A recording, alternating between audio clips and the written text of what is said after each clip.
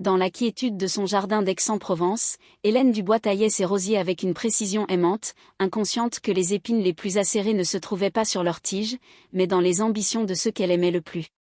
Le soleil de la fin du mois de mai caressait les murs ocre de son mas, faisant chanter les couleurs des bougainvilliers et libérant le parfum entêtant de la lavande qui bordait l'allée. C'était un monde de paix, un univers qu'elle avait bâti avec son défunt mari, Jean-Pierre, et qu'elle entretenait comme le plus précieux des souvenirs. Chaque geste était un rituel, chaque fleur une conversation silencieuse avec le passé, un rempart fragile contre la solitude qui, parfois, osait encore s'aventurer dans les pièces silencieuses de la maison. Sa routine matinale se poursuivit sur la place Richelme, où le marché battait son plein dans une joyeuse cacophonie. Les voix des vendeurs se mêlaient au parfum des melons de Cavaillon et du basilic frais. Hélène naviguait entre les étals avec une aisance familière. Elle n'était pas une simple cliente, elle faisait partie de ce décor, de cette communauté. « Bonjour, monsieur Martin » lança-t-elle au fromager. « Comment va votre petite fille ? Sa grippe est passée ?» L'homme lui répondit avec un grand sourire, lui tendant un morceau de chèvre frais. Plus loin, elle échangea quelques mots avec la maraîchère sur la qualité de ses tomates, dont la peau fine promettait une saveur sucrée. Ces petites interactions étaient le tissu de sa vie, un réseau de liens humains simples et authentiques qu'elle chérissait. Ses emplettes terminaient un petit fromage de chèvre, quelques olives et un pain de campagne encore chaud, elle s'installa à la terrasse du café Les Deux Garçons pour retrouver son amie Élise. Élise était son opposée en apparence, pragmatique, directe, là où Hélène était tout en retenue et en nuances. Elle se retrouvait chaque semaine après le marché, un rituel immuable.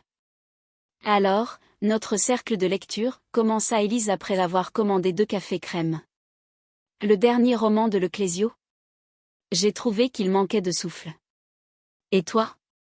Hélène partagea son avis, mais son esprit était ailleurs. Élise le sentit. Laissons la littérature. Parlons des choses sérieuses. Ce grand mariage sur la Côte d'Azur. Tu as l'air soucieuse. Hélène soupira légèrement. Et soucieuse, non. Je suis surtout heureuse pour Lucas. Après tout ce qu'il a traversé. J'espère simplement qu'il a trouvé la bonne personne. La bonne personne ou le bon parti, rétorqua Élise, sans méchanceté mais avec une lucidité acérée. Je l'ai vu, tu sais, ta Chloé. L'autre jour, chez le notaire. Elle a des yeux qui calculent vite.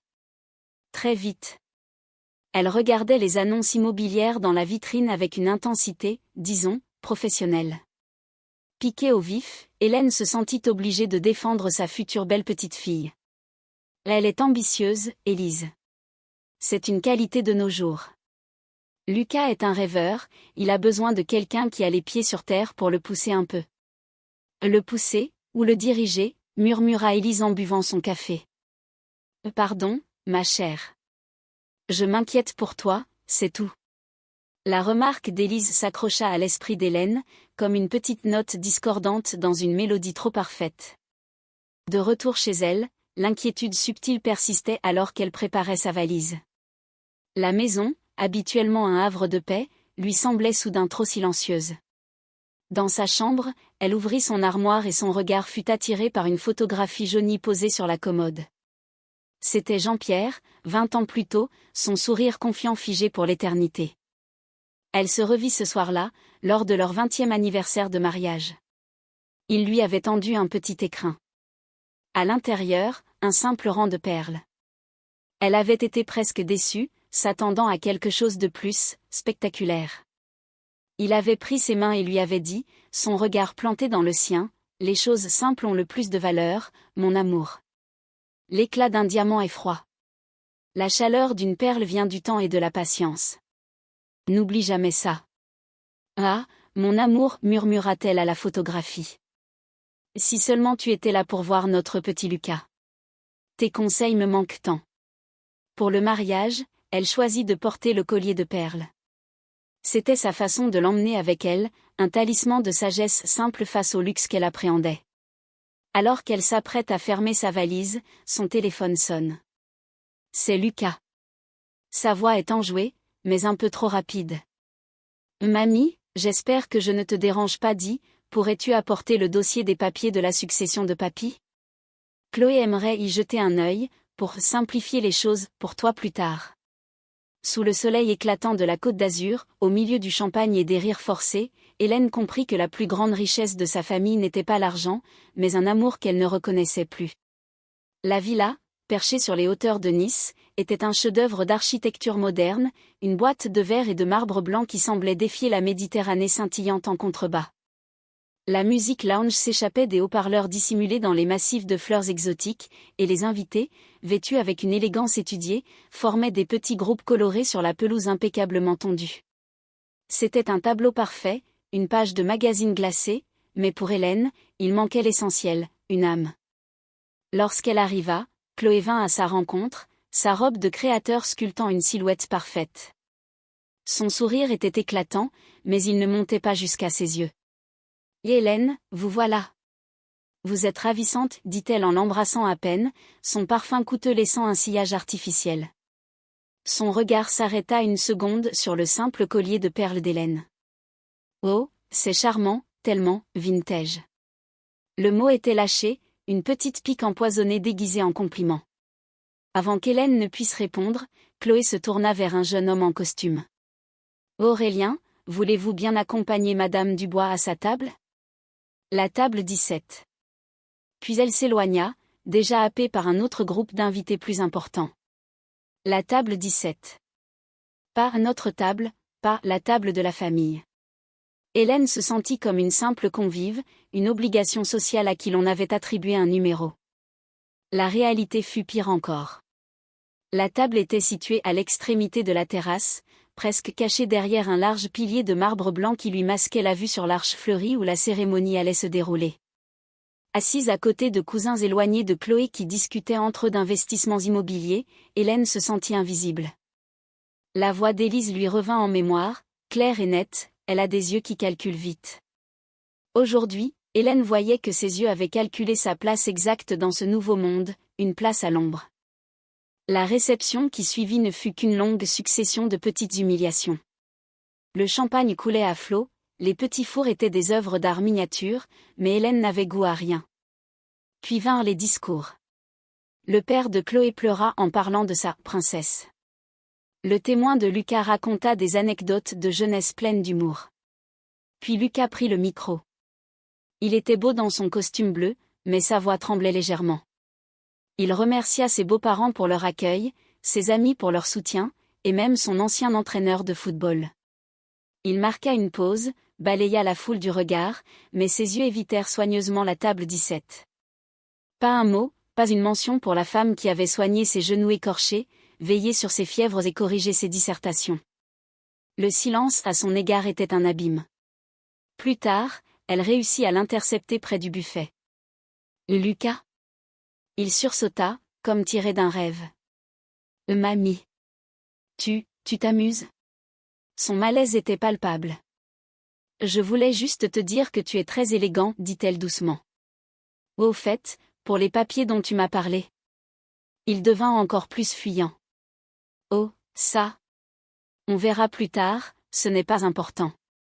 Excuse-moi, Chloé m'appelle pour la photo. » Et il disparut, la laissant seule au milieu de la foule. C'est en cherchant un endroit plus calme, un peu à l'écart de la musique assourdissante, qu'elle passa près d'un petit salon extérieur. Chloé s'y trouvait, riant avec deux amies. L'une d'elles demanda, en faisant un vague geste de la tête vers la terrasse, « Dis-moi, qui est cette dame assez âgée, assise toute seule là-bas ?» Hélène s'immobilisa dans l'ombre d'un olivier en pot. La réponse de Chloé fut un petit rire cristallin, aussi froid que le marbre de la villa. Personne d'important. Juste la vieille dame qui a élevé Lucas. Le monde s'arrêta. Le bruit de la fête, les rires, la musique, tout s'évanouit pour ne laisser place qu'à ces quelques mots, d'une cruauté absolue. Ce n'était pas une insulte, c'était une radiation. On venait de la rayer de l'histoire de son propre petit-fils. Sans un bruit, Hélène fit demi-tour. Elle ne retourna pas à sa table. Elle traversa la villa, récupéra son châle au vestiaire et sortit dans la nuit fraîche. L'employé du service de voiturage lui appela un taxi sans lui poser de questions. Personne ne la vit partir. Dans le taxi qui la ramenait à son hôtel, une résolution froide et une tristesse infinie s'installent en elle. Elle sait maintenant qu'elle devra se battre. La trahison n'est pas arrivée avec la fureur d'un orage, mais avec le calme d'un dimanche après-midi, un stylo à la main et un sourire plein de sollicitude. 3 jours s'étaient écoulés depuis le mariage. 3 jours durant lesquels Hélène avait laissé la poussière de la Côte d'Azur retomber, tout en sentant la glace de la résolution se solidifier dans ses veines. Elle passait de longues heures dans son jardin, non plus pour y trouver la paix, mais pour y puiser une force silencieuse, la même force que ces vieux rosiers puisaient dans la terre rocailleuse de Provence pour offrir leurs fleurs éclatantes. Le souvenir des mots cruels de Chloé était une blessure nette, propre, qui ne saignait pas mais qui l'avait définitivement réveillée d'une longue torpeur affectueuse.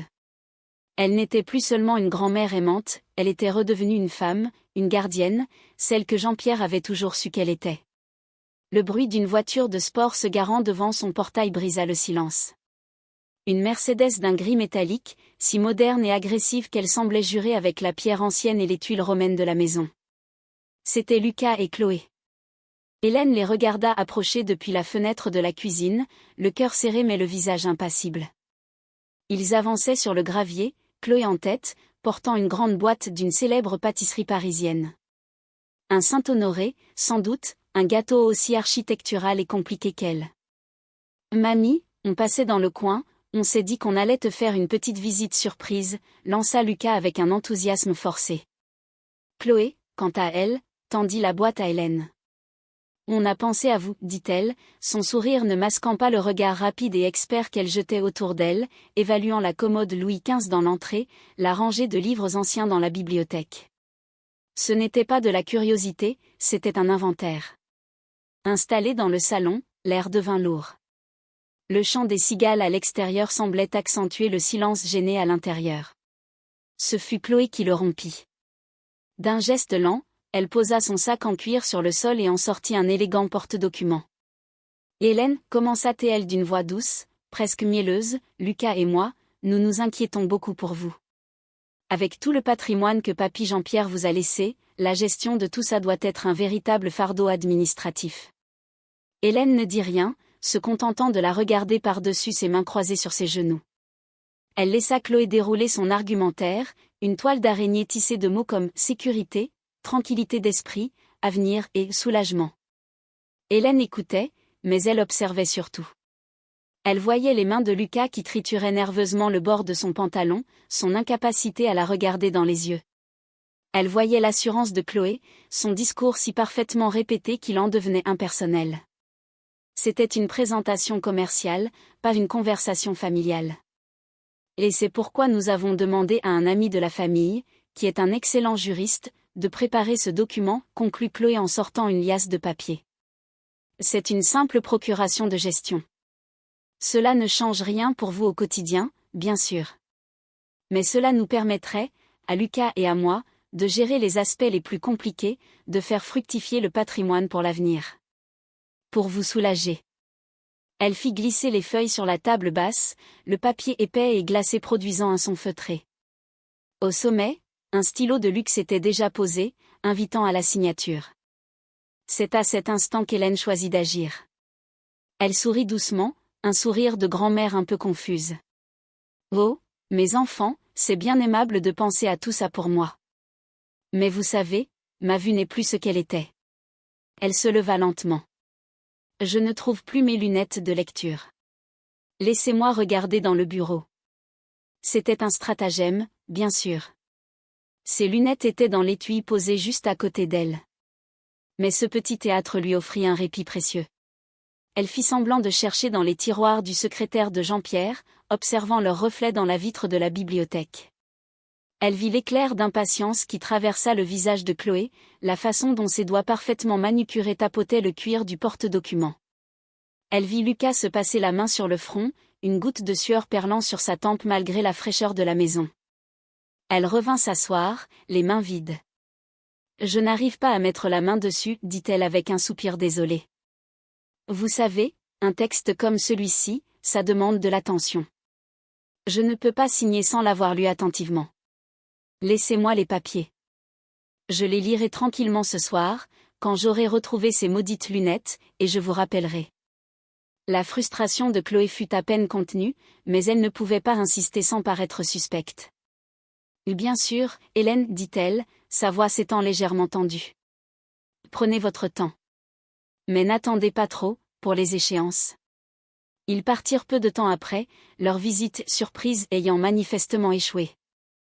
Une fois le bruit de leur voiture disparu, Hélène ferma la porte d'entrée et s'y adossa un instant, les yeux fermés.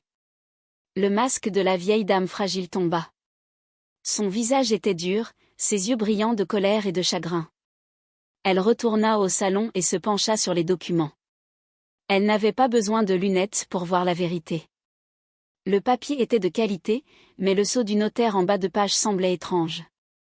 Il était plat, sans relief, comme une simple image imprimée. Et le nom ? Maître Martin Duval. Elle fronça les sourcils. Jean-Pierre avait traité avec la même étude de notaire, celle de Maître Lambert et fils, pendant 40 ans. Ce nom lui était totalement inconnu. Ce fut la certitude. La preuve tangible que ce n'était pas une tentative maladroite, mais une fraude organisée. Une vague de froid la parcourut, mais la peur fut rapidement remplacée par une fureur glaciale. C'est alors qu'une image lui traversa l'esprit, une vieille boîte en métal, lourde et sans fioritures. Et les mots de son mari, prononcés il y a des années, lui revinrent avec une clarté assourdissante. N'ouvre cette boîte qu'en cas de véritable tempête, Hélène. Quand tu sentiras que les fondations de notre maison tremblent. Les fondations tremblaient. Se souvenant d'une vieille boîte en métal que Jean-Pierre lui avait confiée, Hélène la sort de l'armoire. Ses mains tremblent légèrement alors qu'elle insère la clé dans la serrure. Merci de suivre l'histoire d'Hélène avec nous jusqu'à ce moment plein de suspense. Si, comme nous, vous êtes indignés par le comportement de Lucas et Chloé, et si vous pensez qu'Hélène mérite que justice soit faite, écrivez le chiffre 1 dans les commentaires pour nous montrer que vous êtes là et que vous la soutenez. Et si vous êtes captivé par cette histoire, n'oubliez pas de vous abonner et d'activer la cloche des notifications. Car le secret que renferme cette vieille boîte en fer est sur le point d'être révélé, et vous ne voulez certainement pas manquer le tournant qui va tout changer. Votre soutien est notre plus grande source de motivation et nous permet de continuer à créer pour vous des histoires inspirantes comme celle-ci. Maintenant, retournons auprès d'Hélène, et découvrons ensemble quel est le véritable héritage que Jean-Pierre lui a laissé. Dans le silence feutré de son salon, la voix de son mari défunt résonna à travers de vieilles lettres, non pas comme un murmure du passé, mais comme un plan de bataille pour l'avenir. Le déclic de la serrure de la vieille boîte en fer fut un son sec et métallique qui déchira le silence oppressant de la maison. Hélène sentit une odeur de papier vieilli et de cuir, l'odeur du bureau de Jean-Pierre, un parfum qui lui serra le cœur. Pendant un instant, la colère qui l'habitait s'effaça pour laisser place à un chagrin immense. Mais elle le repoussa. Ce n'était pas le moment de pleurer, mais de comprendre. À l'intérieur, tout était rangé avec la méticulosité qui caractérisait son mari. Au sommet, une épaisse enveloppe scellée à la cire. Elle la déchira avec précaution. Le document qu'elle contenait était lourd, le papier d'une qualité exceptionnelle. En haut de la première page, en lettres gothiques, était inscrit « Testament authentique ». Elle reconnut immédiatement le sceau en relief de Maître Lambert, le notaire de la famille, et la signature assurée de Jean-Pierre. C'était l'original, le vrai. En dessous se trouvait une lettre, adressée à ma chère Hélène. Sa main tremblait en la dépliant. L'écriture de Jean-Pierre était large, penchée, pleine d'énergie. Ma bien-aimée, commençait la lettre, si tu lis ces mots, c'est que la tempête que je redoutais est arrivée. Pardonne-moi de ne pas t'en avoir parlé de mon vivant, je ne voulais pas t'accabler de mes inquiétudes. Tu connais mon amour pour notre petit-fils, mais tu connais aussi sa nature influençable. Il a un bon cœur, mais il est faible face à l'attrait du brillant, du facile. J'ai toujours craint que quelqu'un exploite cette faiblesse. C'est pourquoi j'ai pris des dispositions. Hélène sentit les larmes lui monter aux yeux. Il avait tout vu, tout anticipé. Elle continua sa lecture. Le testament que tu tiens est notre forteresse. J'y ai inclus une clause spécifique, que Maître Lambert a nommée la clause de dignité. Elle stipule que pour hériter de la totalité du patrimoine, Lucas devra faire preuve, à l'âge de 30 ans, de maturité, de respect pour les valeurs de notre famille, et surtout, d'un attachement sincère envers toi, sa gardienne. La décision finale t'appartient, et à toi seul. Si tu estimes qu'il a failli à ses devoirs, tu as le pouvoir absolu et irrévocable de réaffecter la totalité des actifs à des œuvres de bienfaisance. Hélène, je ne te demande pas de le punir, mais de protéger notre héritage, qui est fait de bien plus que d'argent. Je te confie notre honneur. Je t'aime. Sous la lettre, une petite clé USB était nichée dans un écrin de velours. Hélène se déplaça vers le vieux bureau, alluma l'ordinateur qui servait rarement. Le contraste entre la technologie moderne de la clé et le meuble ancien était saisissant. Une fois branché, un seul dossier apparut sur l'écran, pour Hélène. À l'intérieur, des dizaines de sous-dossiers parfaitement organisés, comptes bancaires, investissements, propriétés, et un dernier, notes et stratégies. Jean-Pierre avait tout cartographié, tout expliqué. Elle n'était pas seule. Il était là, dans la logique implacable de ses fichiers, dans la sagesse de ses mots. Le lendemain matin, Hélène était une autre femme. La fragilité avait disparu, remplacée par une assurance tranquille. Elle appela maître Isabelle Moreau. Isabelle ? C'est Hélène Dubois. J'ai besoin de vos conseils. Apportez-vous le café ? J'apporte les croissants, et un dossier intéressant. Le cabinet de maître Moreau était à son image, classique, élégant, sans ostentation. Des murs couverts de livres de droit, l'odeur du bois ciré. Isabelle, une femme vive aux cheveux gris coupés courts, l'accueillit avec une chaleur amicale. Mais son visage se durcit à mesure qu'Hélène lui racontait l'histoire et lui montrait les documents. Elle examina les faux papiers avec un dédain professionnel. C'est un travail d'amateur, siffla-t-elle. Une insulte à notre profession. Et surtout, une insulte à ton intelligence. Puis elle lut la lettre de Jean-Pierre et étudia le testament authentique. Un long silence s'installa, puis elle sourit. Ce cher Jean-Pierre. Toujours 3 coups d'avance. Hélène, ce document est une forteresse en platine. Inattaquable. Elle se leva et fit les 100 pas. Voici le plan. Primo, ne montrez rien. Vous êtes toujours la grand-mère douce et un peu perdue. Secondo, nous allons les piéger. Il nous faut une preuve de leur intention, une conversation enregistrée où ils confirment leur démarche. Tertio, une fois la preuve obtenue, vous organisez une confrontation. Pas de cris, pas de larmes. Juste la loi, les faits, et la volonté de votre mari. Ce sera leur jugement. Maître Moreau posa sa main sur celle d'Hélène et déclara : Ils vous ont prise pour une douce colombe, Hélène. Il est temps de leur montrer que vous êtes un aigle. Le soir même, Hélène était de retour chez elle, le cœur battant d'une énergie nouvelle. La peur avait cédé la place à une sorte d'excitation froide. Elle tenait dans sa main un petit enregistreur vocal, discret et puissant. Elle prit une profonde inspiration, puis composa le numéro de Lucas. Elle s'entraîna à donner à sa voix une inflexion tremblante et hésitante. Il répondit à la 2e sonnerie. Lucas, mon chéri, c'est mamie. Elle fit une pause, comme pour rassembler ses esprits. J'ai réfléchi, et je crois que vous avez raison. C'est trop pour moi, tout ça. C'est mieux que vous gériez les choses. Elle entendit un soupir de soulagement à l'autre bout du fil. Pouvez-vous passer samedi soir pour finaliser les signatures ? Le dîner ne fut jamais servi, mais une leçon glaciale sur la véritable valeur de l'héritage fut administrée avec une précision chirurgicale. Le samedi soir arriva, enveloppant la maison d'Hélène d'une obscurité veloutée. À l'intérieur, la salle à manger était baignée d'une lumière chaude. Hélène avait dressé la table avec le plus grand soin, la nappe en lin blanc, héritée de sa propre grand-mère, l'argenterie de famille polie jusqu'à briller, les verres en cristal qui attendaient un vin qu'on ne verserait jamais. Au centre, 2 chandeliers projetaient des ombres dansantes sur les murs. C'était une scène de paix et de tradition, le calme parfait avant la tempête qu'elle s'apprêtait à déchaîner. Quand Lucas et Chloé sonnèrent à la porte, ils affichaient des sourires triomphants. Ils étaient venus pour la capitulation, pour la signature qui ferait d'eux les maîtres du jeu. Chloé portait une robe noire, élégante et sévère, qui lui donnait l'allure d'une femme d'affaires impitoyable. Lucas, à côté d'elle, semblait moins à l'aise, son sourire un peu trop large pour être sincère. « Bonsoir, mamie, dit-il en l'embrassant. Ça sent délicieusement bon. Bonsoir, mes enfants. Entrez, répondit Hélène d'une voix égale. Elle leur servit un apéritif dans le salon, un qui royal. Chloé leva sa coupe. À l'avenir, dit-elle avec un clin d'œil appuyé à Lucas. Et à la famille qui sait prendre soin des siens. Hélène encaissa la provocation sans ciller. Après quelques minutes de conversation forcée sur la pluie et le beau temps, elle se leva. Passons à table, si vous le voulez bien. Nous avons des choses importantes à discuter avant de dîner.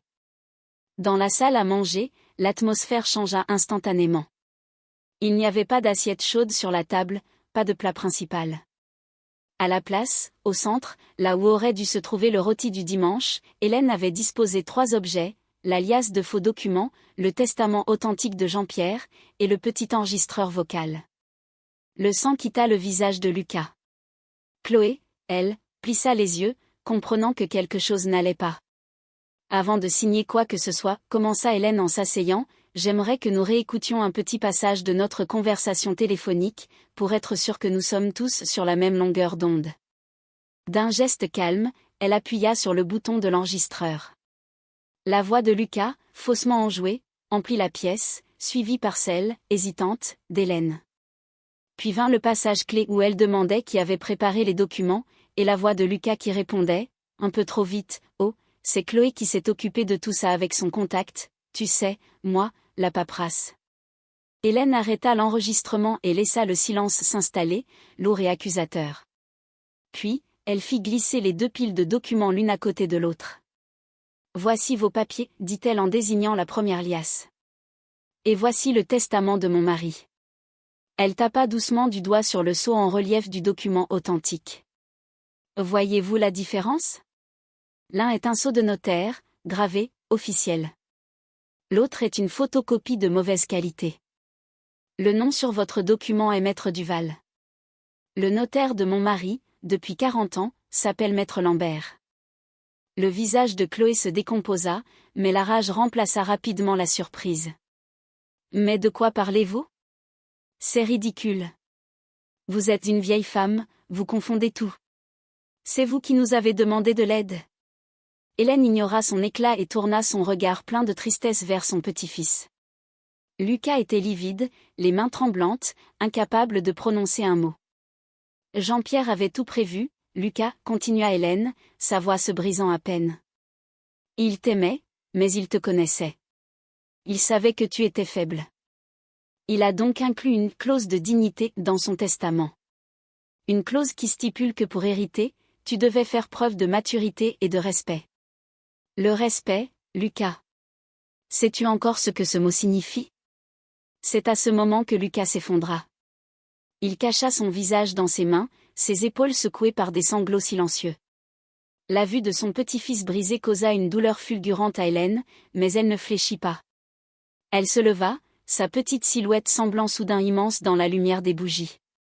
Le patrimoine de Jean-Pierre servira à honorer ses valeurs, pas à nourrir votre avidité. J'ai pris les dispositions nécessaires. La quasi-totalité des actifs sera transférée à une nouvelle entité que je vais créer, la Fondation Jean-Pierre Dubois. Un silence de mort tomba sur la pièce.